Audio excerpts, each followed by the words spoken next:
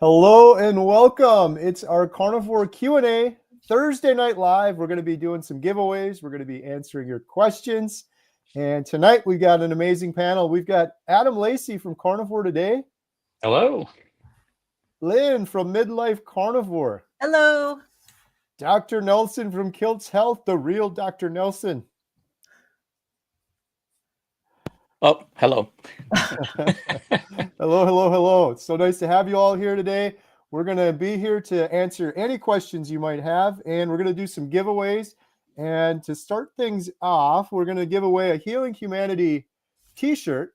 So post your best question right now with hashtag ribeye, and we're going to randomly do a drawing, and we're going to give away one of those Healing Humanity t-shirts.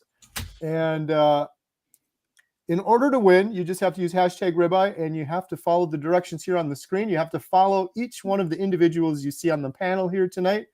There is a link in the description below. You just click subscribe. It takes about a minute to each of the individuals, Adam, Dr. Nelson, and Lynn. And hashtag ribeye will pick one of you for a winner.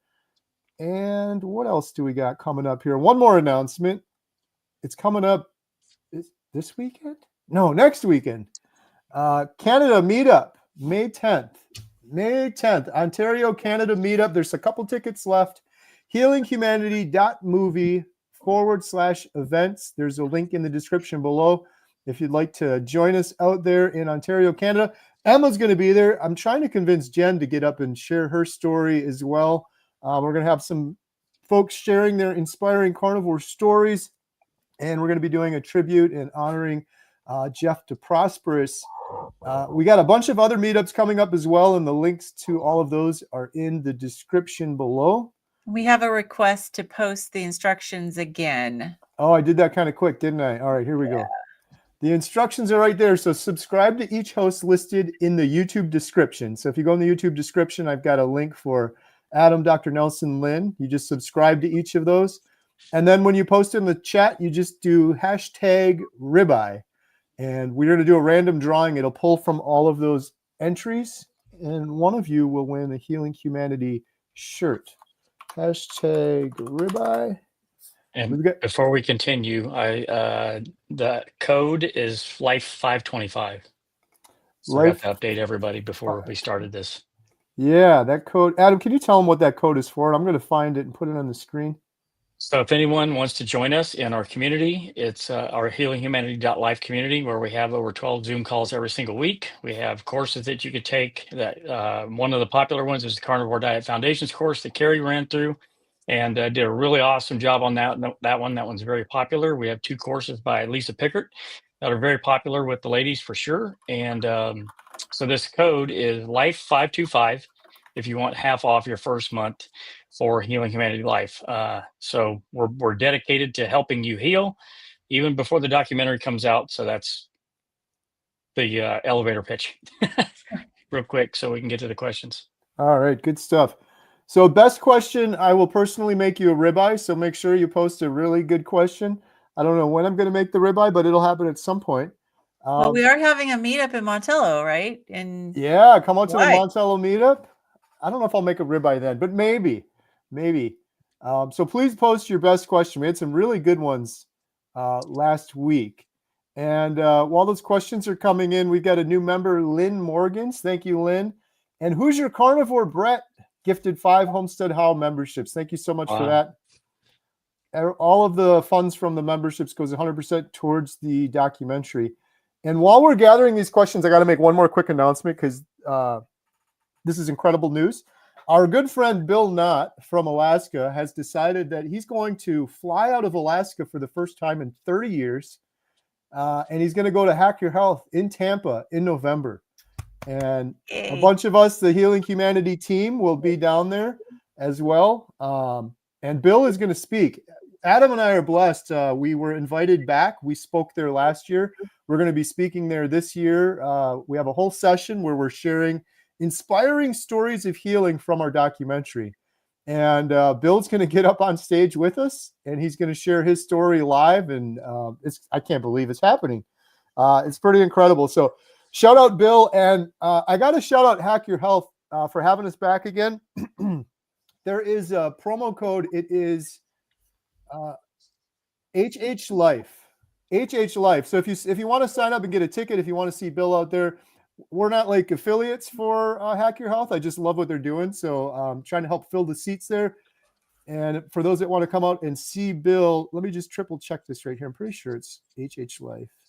Yeah, HH Life. So if you go to hackyourhealth.com, if you want to get a ticket, if you use HH Life, you get $100 off. Any of them have a bunch of different ticket options there. So shout out Hack Your Health, HH Life. And then we got one more new member, Lane Penny. All right, now we can go to some questions. Oh, here's a good one. Got Dird. How many people here, we'll start with Dr. Nelson, have had their hair grow back after going bald on Carnivore? I thought you had something under the hat there. Okay, I can't say I've officially gone bald. So, but I had a tremendous amount of hair loss. So I started Carnivore in end of May of 2023. It was February of 2024 that I just started losing hair in clumps, and it was very distressing. So, which I've heard this story a lot from many people, because whenever you have a diet change, it doesn't need to be just going carnivore. And whenever you've had weight loss and, it's a stressor to the body. And so the body hair is one of those things that gets neglected in the prioritization of what your body needs. And so a lot of times you lose hair, or you could possibly not be eating enough, but, it is growing out, and it's probably about right there at this point as far as the improvement. I still have pretty loose ends, but the first thing that I tried was based on Adam, who told me that when he had the desiccated liver capsules, that he was noticing his hair thickening up. So I first tried that, and that seemed to help. And I tried increasing my intake. That helped. And then now I take a hair, skin, and nail supplement, and I haven't been noticing any more, massive abnormal falling out of hair. So it does take a while. It comes a while to come back in. If it doesn't happen at the same time or within a couple of months changing your diet, you should always have it checked and make sure that there isn't any hypothyroid issues, autoimmune issues, iron deficiency, vitamin deficiencies. There are multiple reasons for hair falling. Usually, you're right. Whenever you change your diet from anything to anything else, you may have hair loss as a consequence. Yeah, and it was way longer than a couple of months for me. And I did find out that I did have some vitamin deficiencies. Hey, we've got Todd, the Carnivore Cure. Hey, Todd, how's it going? Yeah. Hey, Todd. Long time no see. Talk about hair growing back. Speaking of hair growing back, Todd, have you noticed any hair? Oh, never mind. You're muted. You're muted, bro. Can't see it on camera, but it actually is growing back. It's just going to take about 2 lifetimes to come back full. I'm not holding my breath. Yeah, I do. It's weird. It's unsettling. I look like a baby doll that went through a house fire or something. It's not good. This might sound funny, but I shaved my head, and I did have hair before shaving my head a few years ago, but I've noticed that I have to shave more frequently.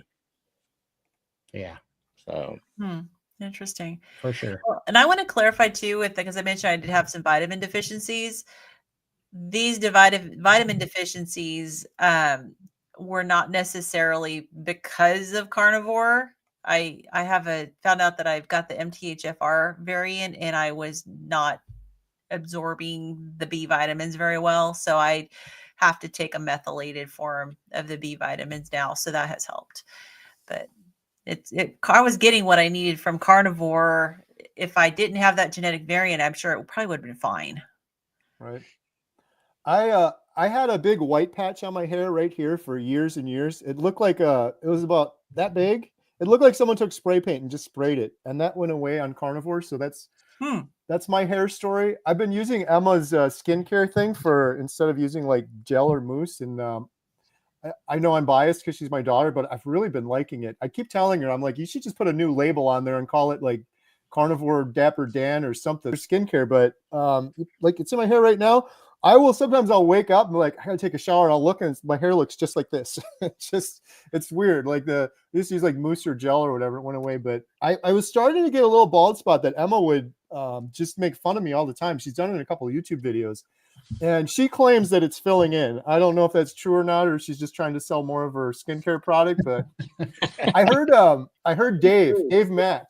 I think he did a video, right? I don't know if you guys saw that. I'm pretty sure Dave Mack did a video about his hair filling in the back. Am I thinking about that right? I'm pretty sure. Shout out Dave Mack. But awesome. Well, Todd, how have you been doing? I've been doing fantastic. It's just been such a busy summer. Holy cow. It's getting crazy over here. But yeah, I saw you guys were on. I was like, oh, I got to go hop on there. I finally got some time free on a Thursday. So how's everybody been? Good. Great. That's awesome. Excellent. I don't know if you heard the announcement, but I'll repeat it real quick that Bill Knott is going to Hack Your Health this year. He's flying out of Alaska for the first time in 30 years. That is awesome. I figured you'd be surprised on that one. Isn't that crazy? That is so huge. Congratulations, Bill. He's doing so incredible. I mean, I saw him in this video the other day driving, it was week one. He was driving after not driving for 12 years. And then the next week he's like, well, I guess I'm going to get on a plane and leave Alaska for the first time in 30 years. That's awesome. Yeah.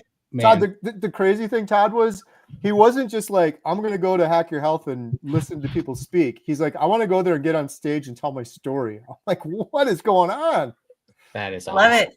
Yeah, it's going to be cool. So shout out Todd, Carnivore Cure. We also, we're giving away a Healing Humanity t-shirt, #ribeye.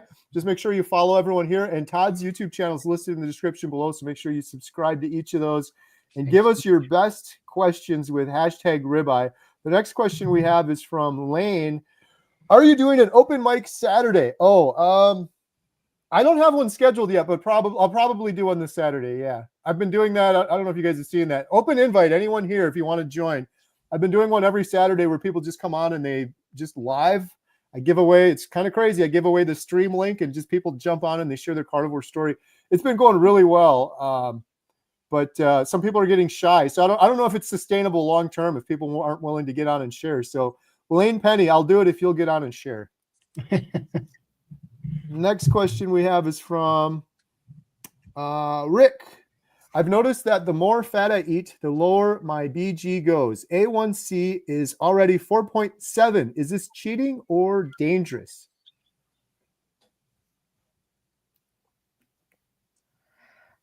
Yep. Well, yeah, I mean, like how low are we talking? Are we talking symptomatic hypoglycemia?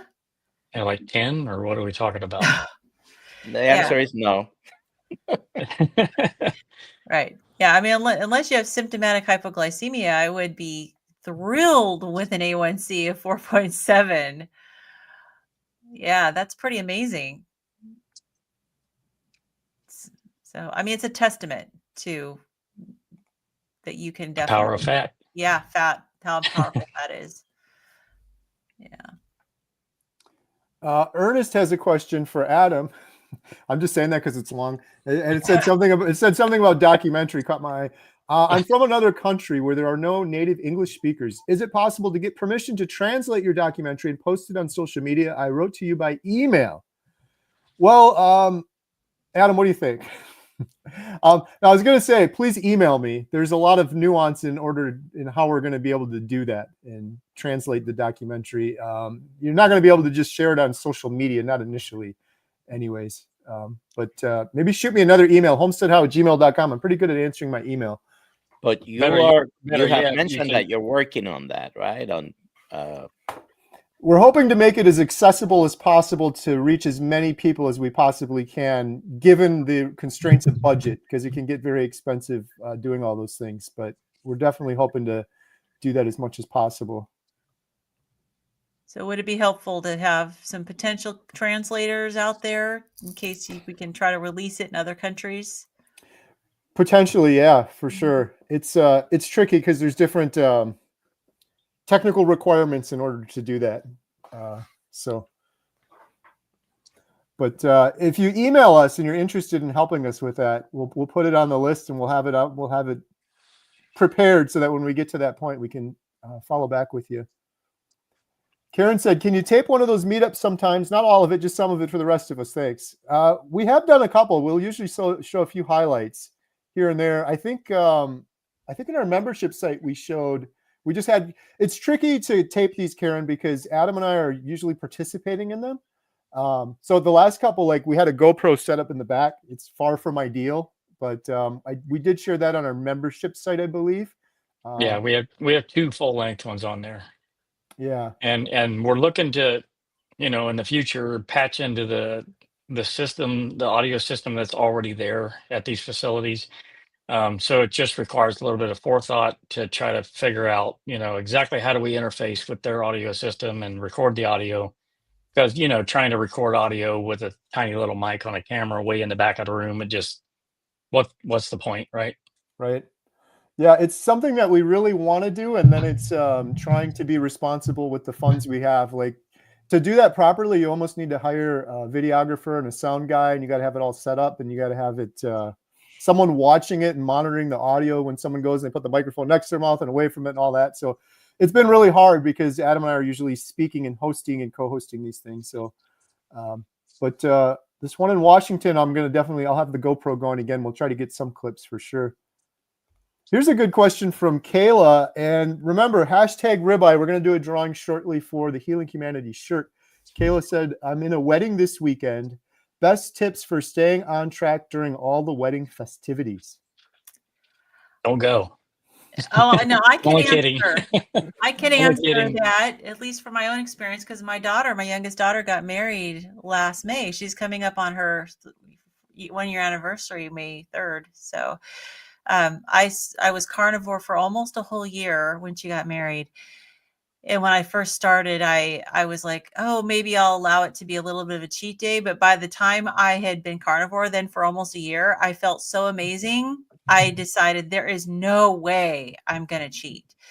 So I was fortunate that I had an inroad with the bride. So the caterers already knew that I was going to only eat meat. And so I just made the decision. And I did talk to my daughter. My daughter just said, look, there is no way. I'd feel horrible if my wedding was the reason why you fell off the wagon. Because she knows if I fall off, I usually have a complete reversal. So I just decided I wasn't going to let food be the big thing about the wedding. The celebration was the bride and the groom and, being there for them. And literally nobody cared what I ate. Nobody was paying attention to me, mother of the bride. Their focus is on the bride and the groom. And I just decided I'm only going to eat meat. And I had brought some snacks just in case I needed some. And it was wonderful. And I had no regrets. Good stuff. All right. Susan is asking, what is the most important labs to get for a baseline? Sounds like a Dr. Nelson question. Quite a few. Go through the whole list, Dr. Nelson. There's a couple of basic things that you want to have, like a basic, even if it's just a basic lipid panel. I know Kerry recently also did an advanced fractionation, NMR. Do you have the results yet, Kerry? I've got all my results back except for the advanced lipid panel. Okay. I think they said that one takes like a week or something. Yeah, but even with a routine lipid panel, you'll have triglycerides and HDL, which to me would be the most important to know, along with your hemoglobin A1C. And the tricky one that most doctors, you have to twist their arms to order them, it seems, would be a fasting insulin. And those, other basic stuff like your CBC, your CMP, all these things are routine. Nobody's going to have a problem ordering them. Even a urine analysis to see if you have some protein in the urine and some other stuff. Thyroid panel, if you think you're having any symptoms. And there's a few other things that are more esoteric and less frequently ordered, but all the routine stuff, just making sure your A1C, your fasting insulin are within that goes a long way when you know how to interpret them. Good stuff. All right. Shelby said, can pain meds increase insulin?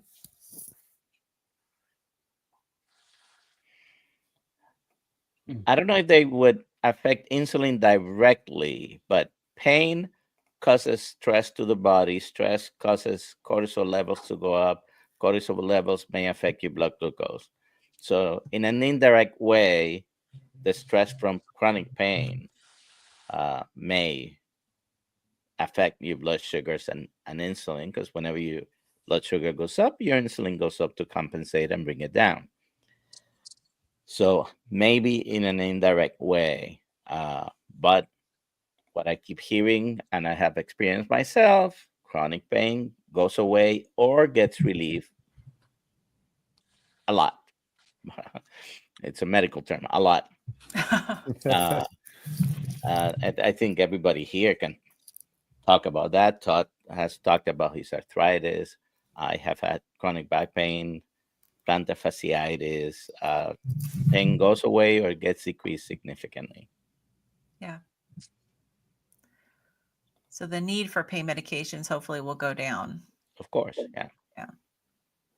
Real Adventure asks, can you please explain how someone can lose weight still eating over your daily calorie intake? I do carnivore, but just 1 pound of 80/20 beef is around 1,200 calories, and that's just one meal. Like, this is proof that calories in, calories out is kind of not really a thing. Yeah. It's not a huge thing by any means. You know, it's like, Right.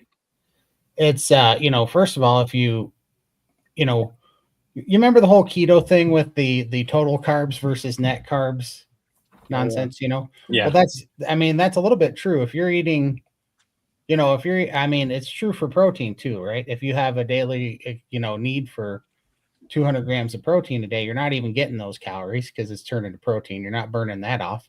And then if you do overeat protein and it goes through the process of gluconeogenesis, that's a very metabolically expensive process to go through. So you're only getting like a third of those calories in addition to that, even if you're going to try to burn those off.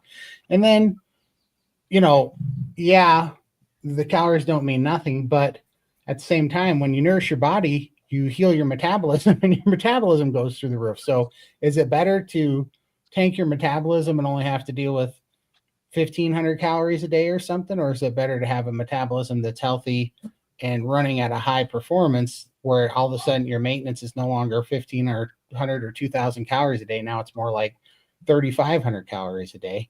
So you eat a lot, you know, you get to eat a lot more, get the nutrients, build lean tissue. That lean tissue also burns fat, you know? So, I mean, it's a pretty obvious thing at this point. The whole thing on the calorie deficit thermodynamic hypothesis nonsense is when, I mean, you know that they're talking crap. You know that they're talking crap right away when they say you need to be in a calorie deficit, but be careful, don't go too much in a calorie deficit or you'll tank your metabolism and you won't lose anything. And then so it's like, okay, so is there a daily maintenance of calories that I have to be under, or is that all nonsense if the body can regulate its own efficiency? Because if it can, then if your metabolism can go down and make it impossible for you to lose weight, why can't you eat the proper nutrients and let it go up so that you actually burn weight, you know, burn more calories, right? And so it's just a big food psyop thing. Did you guys see that deal on, I forget her name, it was on Joe Rogan, but that gal that was the coach on The Biggest Loser for a long time, the famous one? Jillian Michaels. Yes, I loved what she said on there talking about the psyop of that big food did about the calories and expenditure and all that stuff with the food, because I was saying that on that movie, The Whale. I said, you know, people don't even realize it, but this movie, The Whale, is another big food psyop. They want everybody to think that the only way that you can get to be 600 pounds is if you go to the refrigerator and eat 10,000 calories a day until you're thrown up in the kitchen. And the honest truth of the matter is, if you're eating calories that are void of animal fats and protein, you're going to gain a ton of weight because you're just putting in nutriently empty stuff that's going to cause, metabolic disease and cause insulin resistance, and you're going to gain a lot of weight over Yeah, time. it's the insulin that's the big factor with weight gain. I mean, Jason Fung's book, The Obesity Code, is really helpful in explaining the correlation between insulin and your weight. And he definitely explains why the calories in, calories out model is not scientific. It's basically, it's been debunked. It does not work. It has not played out. And It's so very faulty. it is very faulty. Yeah. And I know personally, during my 20s, I really calorie restricted and very often would have maybe 500 to 800 calories a day and did nothing but gain weight. So metabolism is a huge factor, and what you eat is a huge factor. And I know there's some people who can eat 4,000 calories a day and lose weight, and that there's other people that they would gain weight eating that much. So it's all very individual. So I would never, when I talk to people, I never say, oh, there's one set of calories that's a right amount, because for you, even for you, varying it can really help you keep your body guessing. You don't want to do the exact same thing every day, because our bodies adapt. And, Jason Fung talks about the set point and how the set point changes, and you get into a new set point. So you got to keep your body guessing. And so varying the calories, varying the fat protein composition helps to keep your body guessing. And when I started doing that with Coach Lisa, my stall broke. And some days I have the 2,000 calories, other days I have 1,200.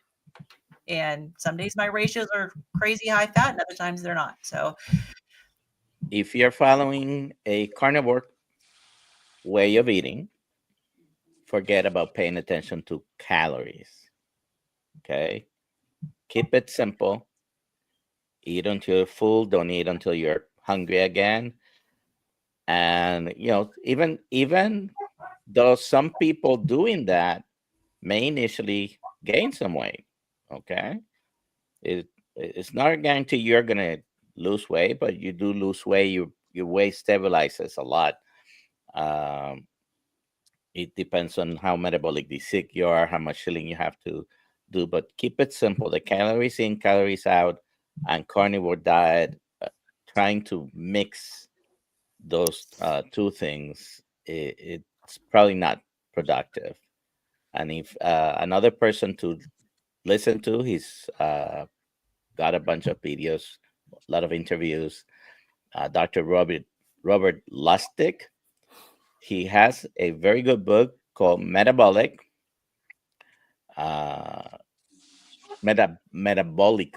is the name of the book, Metabolical. And I listen to that. I frequently see him on YouTube, and he talks about calories. He explains it very well. But we're under the influence of so many hormones, and some of us have a tendency to be under more influence of those hormones than others. The calories in, calories out is not an absolute, not a perfect system, definitely. Keep it simple. All right. Keep it simple. We've got a giveaway now. We're going to be giving away a Healing Humanity t-shirt. Here we go. Drum roll, please. I'm not in the studio. The winner of a Healing Humanity t-shirt is Carney Yoli. Is that Yolanda? Yeah, I think she changed her handle. Yep. Congratulations. How can Carney Yoli claim her prize, Adam? Well, Kerry, Carney Yoli can go to healinghumanity.movie/giveaway, fill out the form, and Kerry will send you your prize shortly. Congratulations. All right. Next up, we're going to be giving away a 30-day membership to healinghumanity.life. So post your best question with #life. You get 1 month free. We're doing about 12 Zoom calls a week, breaking addictions calls, doctor, expert, inspire together, Healing Humanity heroes. We got courses and community to help you on a path to healing. If you don't win this and you're interested in trying for 1 month, you can get 50% off now with promo code LIFE525. Link in the description below.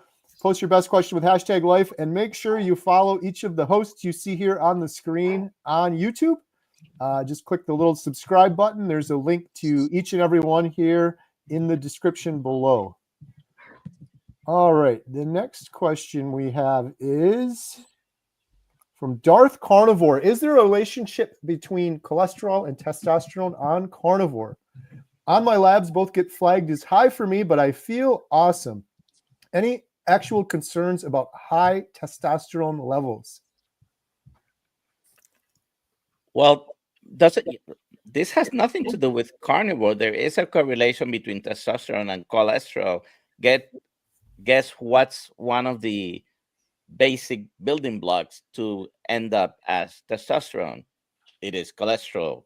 Okay, you make testosterone when you have all the building blocks. Cholesterol is one of them. Male and female hormones are interconnected. You need testosterone to make estrogen. You happen to need also progesterone to make testosterone. So they're all interconnected. And what's the building block of all of them? Cholesterol. Hi, Charlie. Haven't seen Darth Carnivore for a while. Thank you, Charlie. Question from Sherry. How long does oxalate dumping last? Boy, howdy. It can last. It can go off and on for years, at least according to Sally K. Norton. I'll tell you what, I just went through the worst oxalate dumping I've ever gone through, and it lasted 3.5 months, and this one was brutal. This was super brutal. Yeah, it started with 3 kidney stones that I passed in 10 days, and then it went to my knee, then it went to my left hip, and then it went to my back, and it did actually leave me with a pinched sciatic nerve. I've been treating for the last about 2 months because that sciatic nerve went crazy. So, and it was, so I wish I would have got on it sooner and started having a little bit of green tea. It is so stupid that you can curb that. All that misery and pain you can curb with 1 4-ounce cup of green tea every day.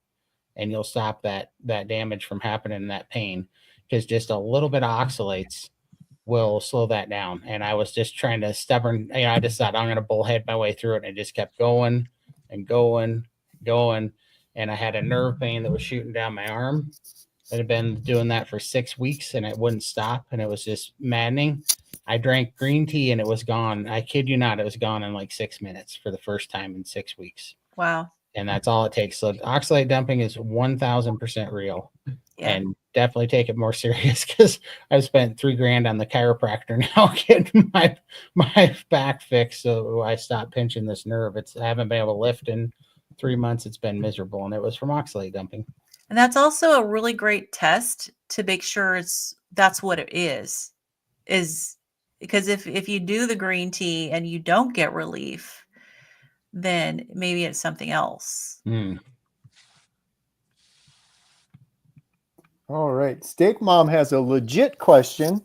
Are there vitamin deficiencies on carnivore? I know there are on veganism. So I just had my blood tested when I was at the chiropractor, and I was low. So I don't eat enough organ meat. So I was low on vitamin B12, believe it or not, because I hate liver. I really hate liver. So I was low on vitamin B12 a little bit. And because it's winter in Montana, I was low on D3. And so I had to take a D supplement and iodine. Those are the only things I've ever been low. On the flip side, my blood panels were awesome, and I even had low cholesterol, even though I was eating, 5 to 6 pounds of meat a day for the last 2.5 years. I had low cholesterol. I can't believe it. Yeah. However, I don't think those are necessarily vitamin deficiencies due to carnivore. They may be due to lifestyle, for example, the vitamin D, sunlight, what we do, may be the answer. But because of carnivore, don't know that there is any clear-cut vitamin deficiency. But with veganism, there is. It's pretty clear-cut. Yeah. There's Well, many deficiencies. Particularly B12, and recently someone posted this week a picture of a baby brain from a vegan mother and from someone who was not vegan and ate meat. I don't think it was a carnivore mother, but there was quite a difference in in brain size. Wow. Wow. Well, I Wow. can definitely say that being carnivore and seeing a doctor who's not a carnivore, they test vitamins when, I had never had doctors before who like, let me test all these vitamins. But as soon as you start doing carnivore, they're like, okay, we need to start testing some vitamins because they've been taught plant-based nutrition. And so I'm really glad that I did have them tested because I found out that I had a folic acid or folate deficiency. It was not because of carnivore. It was because I also have an MTHFR variant, which So I it's a found genetic out predisposition to not absorb to not absorb. enough. Yes. So that's something I've always had. I had never had my folate tested before. So for all I know, I was always low. And so that's the good thing about going carnivore and working with these doctors is they will test you for things and you may find that you may have this variant. So many people have it. And so I just need to take a methylated form of the B vitamins that's in a form that my body can absorb. So that was good to find out. But that wasn't because of carnivore. Dr. Nelson's point made me think we should do it. You guys remember that ad? This is your brain. This is your brain on plants. On vegan is on plants. Yeah. Any questions? That could be a good campaign. Well, isn't it funny that when they did that commercial, they used an egg on a frying pan? Right. Yeah. As if an egg is bad. Tina asks, is it normal to have heart palpitations when starting carnivore? It's very common because you tend to lose fluid and often electrolytes because you're losing a lot of fluid. And I know I did. A lot of people will need to make sure that they take a clean electrolyte or increase their sodium and make sure you're drinking enough fluid. Dr. Nelson, you have anything else on that one? There could be a few reasons. Usually, if it happens when you start carnivore, one of the reasons maybe your ketones are higher and you're having some extra energy. The heart prefers ketones to carbohydrates, so to sugar, by the way. Studies have shown that. But always check if you have any doubts. Palpitations could be, most of the time, by the way, are benign. Palpitations most of the time are benign, but occasionally can be a sign of a serious problem. So, let's take a visit to the doctor, or you can buy one of those EKGs you can do at home. I ended up buying one because my wife ran into some palpitations and issues that ended up being a vitamin supplement she was taking, by the way. But there could be serious things. Have it checked out, but make sure your blood pressure is okay, your pulse is okay. Check your EKG. Make sure that palpitation is nothing serious. And sometimes when you have big fluid changes, particularly at the beginning, you're dumping fluids. You can be a little bit behind in fluids and electrolytes.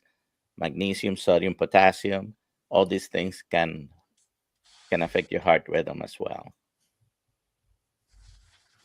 All right. Question. I have ulcerative colitis and saw only a slight improvement on carnivore since I started in January. So I'm trying Lion Diet since April 1st, and my movements got even more frequent and loose. What do I do? Possibly cut a little back on the fat. Potentially. I agree. Yeah. And make sure that with the Lion Diet, make sure that the meat you're eating is very fresh.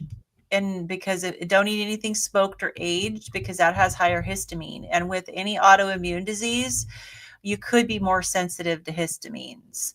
So yeah, watch the freshness. Make sure you're probably lion diet is usually the ruminant meats. So beef, maybe lamb, but make sure it's really fresh and not smoked. If you look at Dr. Zofia Clemens from Paleomedica, she has done a lot of studies and she has actual data that shows that the high meat fat diet actually reduces intestinal permeability. So you're going to end up healing. It does heal the gut. She has reverse Crohn's disease and she has case studies where she's reverse Crohn's disease. So I'd say hang in there and kind of experiment around with the macros and definitely make sure your meat is really fresh. All right. We're going to be doing another drawing here shortly. Make sure to post your best question with #life for a free 30 days on healinghumanity.life. Wayne is asking, can coffee with heavy cream stall progress? Yep. Yep. One word answer. Yep. I think we all agree. I'll just say real quick, Wayne, I get a lot of comments on my YouTube channel, and that is one of the most popular. People will say, I'm stalled out on carnivore, and then someone will inevitably say, are you having heavy cream? And then there's usually 100 follow-up comments. Yep, that stalled me out too on carnivore. So it seems to affect a lot of people for sure. Question for Dr. Nelson. In what name is oxalate dumping known to the medical profession? So a few weeks ago, I looked this up and I just did again because I had seen the question. That's a good question. You're going to be graded on this.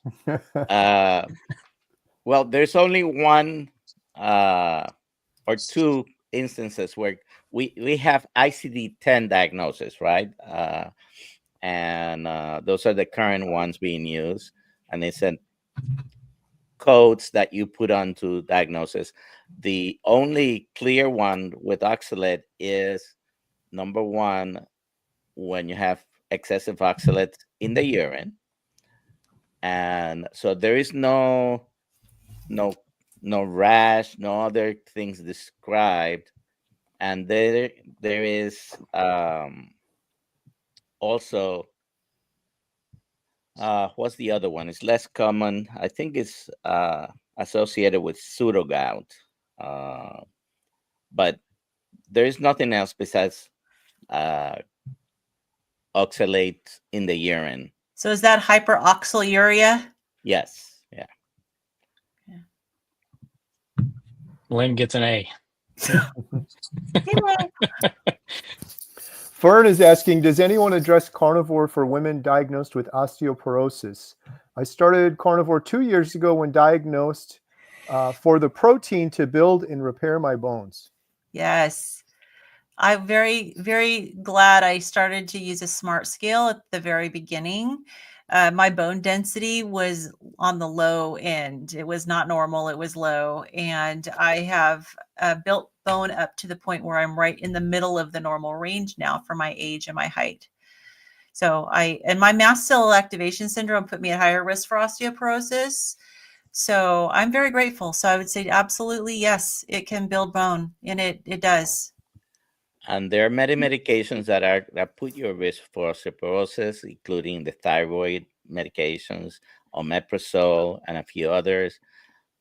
Unfortunately, most medications for osteoporosis do not build the same quality bone that your body normally would. And this is one of my favorite things to ask patients and kind of stump them when they give me an answer, which 90% of the time they answer incorrectly. I said, what are bones made of? Number one answer is calcium. Bones are not made of calcium. Calcium is an important mineral for bones, but more than 50% of bone is protein. You need to eat protein, and you need to put stress on those muscles and those bones with exercise, particularly weight-bearing exercise, to be able to build. And there is plenty of people that reverse osteopenia and osteoporosis by making sure also vitamin D is normal. But vitamin D, eating enough protein, exercising, should be able to stop the loss, if not even improve the osteoporosis. And I can absolutely say that I was gaining bone even when I wasn't well enough to exercise. So just from the change in diet alone. That's really interesting, Dr. Nelson. I would have gotten that answer incorrect. I didn't know the answer was protein, but it makes sense. Is that why we hear like so many examples of people doing plant-based diets where they're breaking bones? You said it. I Potentially. liken it. I explain to patients this way: if you ever built a wall or a house, Puerto Rico, cement block is the main structure to build houses. The cement blocks are the building block, right? And then what do you put in between to The keep mortar. it steady? You put some mortar, right? Well, the calcium is in the mortar, but the building block is the protein. So calcium is important. I'm not saying it's not important for bone production, but supplementing with calcium has failed us to the point that we think supplementing with calcium might increase your chance of coronary artery disease. Most of those plaques are not cholesterol, by the way. It's less than 2% of cholesterol in those plaques.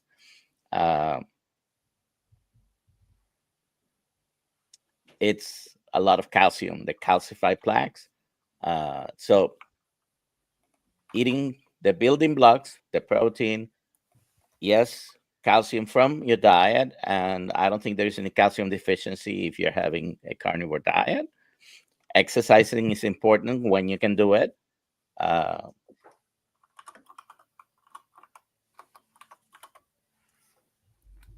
right. I don't think there's any protein deficiencies on carnivore, right? I don't think so. One more question for Dr. Nelson. Why is fasting insulin test not part of the standard blood work? That is a good question. Most doctors were not taught to measure insulin, and we do what we are taught through medical school. Those of us who have done a residency program, we've been in practice, we're taught to do a bunch of stuff, but measuring fasting insulin is not one of them. So what drives the big pharma is to make medicines to change markers of any kind. And because there wasn't any medication really, just a medication to lower insulin, that probably has to do with it. But the other thing that I even have asked colleagues in the past couple of years, do you measure fasting insulin? Why is the answer? And sometimes they don't know what to do with it. So when I do find someone that has, for some reason, measured insulin and is in tune to the insulin problems, I'm happy about that. But some doctors don't even know what to do with a high insulin. And basically, the easiest and the best way is a low carbohydrate diet, very low carbohydrate diet, whether it's under 20 grams of carbohydrates or carnivore diet. That's going to drive your insulin down. And that is the answer to the question, what do you do with an insulin test? Yeah, that doesn't benefit the pharmaceutical companies. Yeah, because who are the ones that really write the medical curriculum. And the advice is going to be change your diet, change your lifestyle. Exercise does help with that, but diet is the number one thing that helps with that. All right. Thank you, Dr. Nelson. We're going to be doing the drawing in just a couple minutes for the Healing Humanity membership. So post any final questions. We're going to try to turbo through because we got a bunch of questions. Adam, what happens if we can't get to all of these questions tonight? Oh, you're on mute. I said you get an F then. But Dr. Nelson got an A. Todd got an A. So anyways, so if we don't get to all the questions tonight, we have many Zoom calls in Healing Humanity Life every single week. with experts and coaches. So if you really need to get your questions answered, hop on one of those Zoom calls in the group, or you can post your questions in the group as well. And usually somebody will stop by your profile and answer that question for you. So get to it, Kerry. All right, let's go. Don't get an F. Turbo round. We got to hurry. What is ruminant meat? Giraffes. True. Well, it is true. Giraffe is a ruminant animal, but venison, elk, bison, beef, of course, goat, lamb, all those are ruminants. Yeah. They're all the animals that are multi-chambered stomachs, right? But yep, animals that have what's called a rumen. Yeah. Yeah. And they tend to be the favorite for us carnivores because we feel the best eating them. Yeah. Oh, By the cool. way, camels are not really ruminant. Oh, really? I wasn't going to eat one anyways, but I'm gonna get an app because I'm sorry, Todd, go ahead. Oh no, I was surprised that ruminant animals, I didn't realize they don't grow off of what they eat. They ferment, and the enzymes that eat the fiber in their stomach is actually the protein that they grow off of. So that kind of shoots the vegan plants have protein thing, because cows can grow off of plants to be 2,000 pounds. They don't grow off of plants. They eat the bugs in their stomach. What they absorb is protein and fat. Yeah. Right. I'm going to totally get an F now because we're talking about ruminant animals. But when Adam and when we filmed Dr. Barry, I loved how he said this. It'll be in the documentary too, probably. He was saying it's all about filters, right? And a ruminant animal is like putting the plant and all that roughage through multiple filters before we get the good stuff out of it. He's like, humans are filters, animals are filters. And so the cow eats the grass, we eat the cow, we win. Which is why monogastric animals like a chicken or a pig that don't have multiple stomachs to process those plants, people can sometimes have issues with those because they eat grains or whatever, and then the grains affect the human that eats it. Mm-hmm. Absolutely. All right, we got a $20 super chat. Thank you so much. Every penny from the super chats goes 100% to our documentary. I have went from 235 pounds to 194 pounds in about 5 months. My liver enzymes are all still slightly high. I box almost every day and 48-hour fast bi-weekly. Could those be the reasons why they are still slightly high, and any suggestions? I want to weigh in before Dr. Nelson on this one because I'm sure he has answers. But I mean, I did work in hepatology as a nurse, so I talked to a ton of patients over the years, and usually when you have elevated liver enzymes, hopefully the doctor's done a workup, and sometimes you can, and other times you can't figure out why they're elevated, but it takes time for them to come down to normal. So our hepatologists that I worked with, usually, they run a whole battery of tests initially. And if they basically say, we don't know why it's high, you don't have autoimmune hepatitis, you don't have, hepatitis C, you don't have any other, issues with your liver, it was probably some sort of a toxic exposure, they very often will just say, let's do more blood work in another 6 months and then see what. And very often you'd see the liver enzymes coming down, but they don't necessarily come down super quickly. Also, rapid weight loss can make them a little more elevated. So it's not that your weight loss has been super rapid, but losing weight too quickly can also slightly elevate your liver enzymes. And so my feedback would be patient and get follow-up lab work, because you should be seeing them coming down and hopefully going back into normal. And then Dr. Nelson can add anything. Okay. Thank you, Lynn. And so there are 4 top reasons nowadays. Number 1 reason is fatty liver, but we don't know. I don't think he knows or she knows. I don't know what the numbers were before starting carnivore. So we don't know where it's coming from, right? Yeah. Well, they said still slightly elevated. So yeah, they were elevated before. High, but yeah, we don't know what it was before. Maybe we need more clarification, but it doesn't matter. fatty liver is the number one reason nowadays. Yeah. Also, we will check for, history of alcohol consumption, because alcohol continues to be an insult to the liver, but it's not as frequent now as fatty liver from non-alcoholic sources. But also viral hepatitis. You mentioned the doctor will do some tests. You got to see if you have been exposed to viral hepatitis. Some of those hepatitis linger in your body for years and continue to do damage. And you mentioned autoimmune. I think you covered the most common causes there. And, there are all kinds of tests that can be done, but definitely a carnivore diet will drive those numbers down.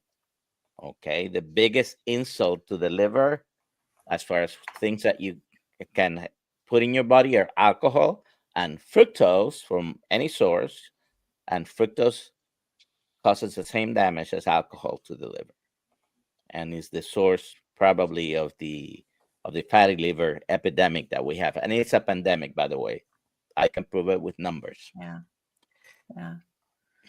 And I know Coach Lisa has all of her people do hot lemon water in the morning, which she's been doing for a long, long time, and swears that it helps the liver. So it's definitely wouldn't hurt to try it. All right, we got one more. Sisse, $10 super chat. Thank you, Dr. Nelson and the Healing Humanity crew. Thank you so much. All right. Used to say. I think I got an F.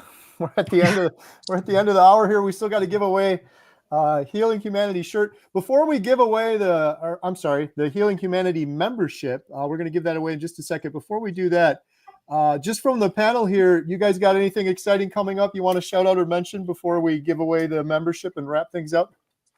I do have. Oh, go ahead. Sorry. We had Dave Mack this morning on the 5 a.m. live stream. It was great. We have Dr. Lisa Widerman tomorrow. I have a big announcement. You're going to have to tune in at 5 a.m. tomorrow to hear it. I teased that on my channel for tonight, but tomorrow I will have that.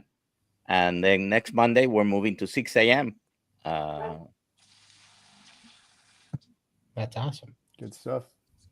Right on. I was just going to say what I was going to talk to you guys about too is I was going to watch your Thursday night playback here, and when I'm on these, I will take note of all the winners, and we're going to throw them into a drawing that we're going to do on the 15th of June for a MVP three ticket package to the Montana meetup.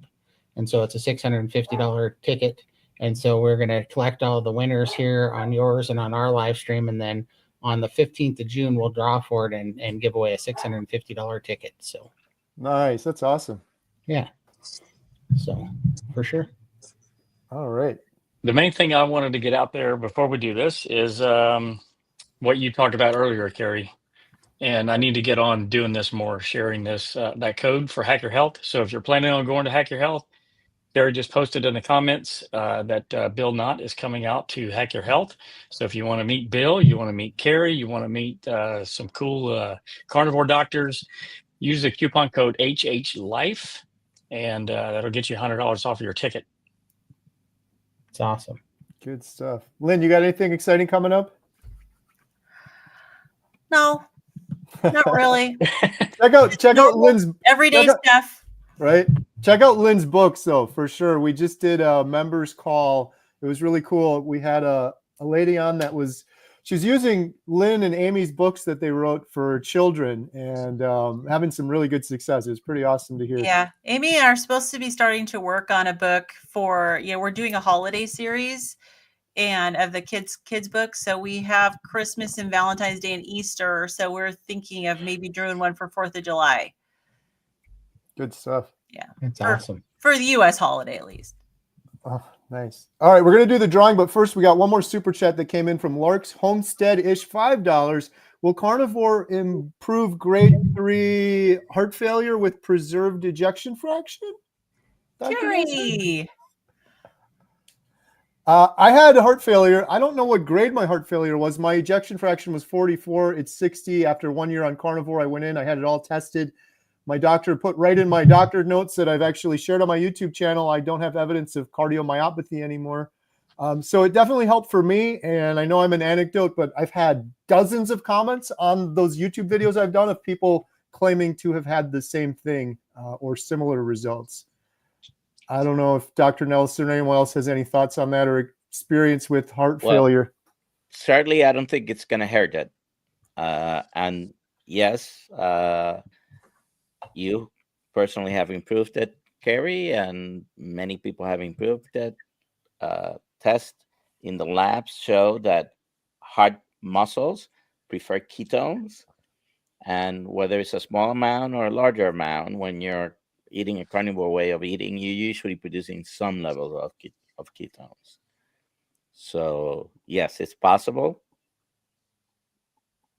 Absolutely. At worst, it's not going to make it worse, I don't think. Yeah.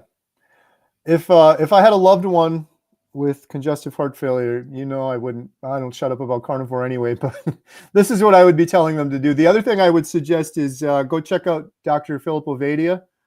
He's done a lot of videos on the subject. He's got telehealth stuff as well if you wanted to get some more deeper consulting. Thank you so much for the super chat. Thank you everyone for the questions. All right, we're going to do the drawing right now for the free 30 days on healinghumanity.life. Shout out Bill Knott, who's in the chat, by the way, coming out to Hack Your Health. Go check out Bill's channel. He's been putting out some great videos. Coach Lisa. Do we have to redo this? Can we redo this? Well, I guess she wins, right? What are you giving away? I'd say we give away I another. think she's already a member. Yeah, I was going to say, I don't know. Yes, you can draw again. Oh, I hit the button though. Let me see. Oh, darn it. I hit the button too quick to go back, so I don't know if it's going to let me draw again. Let me see here. It should. There was a Okay. button for drawing again. There we go. Let's try it again. There we go. Coach Lisa, you're already good. Shout out Coach Lisa, by the way, too. She's awesome. Target Prime Red. She's already a member too. Do we give Thomas another month? Let's do it. Thomas, congratulations. You've won another month to healinghumanity.life. Congratulations. And for those of you that didn't win, the promo code is LIFE525, link in the description below. And thank you guys so much. Thank you everyone that came, Dr. Nelson, Adam, Todd, Lynn, and everyone with your great questions. And we'll see you guys on the next one. Have a good night, everyone. Good night. Bye for now.